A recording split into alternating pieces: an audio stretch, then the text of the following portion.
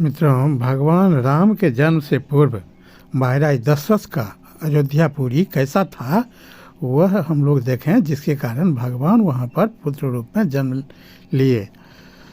तो इसका अयोध्यापुरी का दशरथ के समय का हम लोग वर्णन सुने। कौशल नाम से प्रसिद्ध एक बहुत बड़ा जनपद है जो सरजू नदी किनारे बसा हुआ था। वह प्रचुर धन धान्य से संपन्न, सुखी और समृद्धशाली था। उसी जनपद में अयोध्या नाम की एक नगरी थी जो समस्त लोकों में विख्यात थी। उस पुरी को स्वयं महाराज मनु ने बनवाया और बसाया था। वह शोभाशालिनी महापुरी 12 योजन लंबी और 3 योजन चौड़ी थी।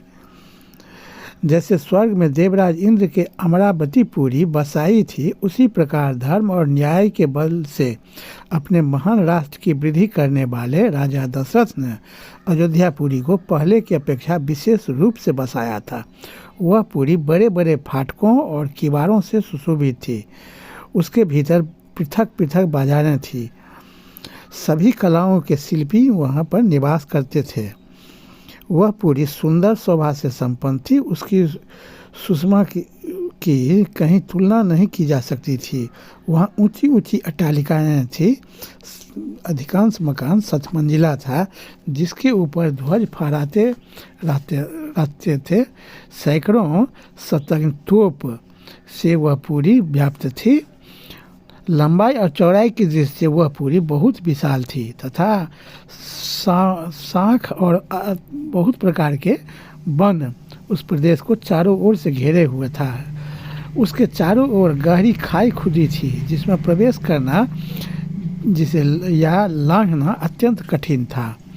घोड़े, हाथी, गाय, बैल, ऊंट तथा गधे आदि उपयोगी पशुओं से वह पूरी भरी पूरी थी।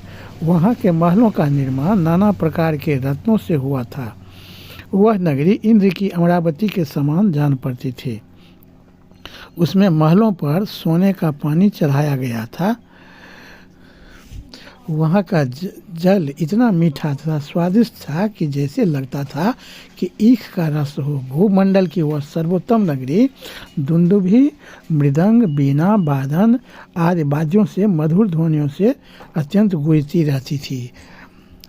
अग्निहोत्र, सम, दम संपूर्ण देशों में वेदों के पारंगत विद्वान श्रेष्ठ ब्राह्मण उस पुरी को सदा घेरे रहते थे। वहाँ हमेशा यज्ञ, होम, जाप हुआ करता रहता था।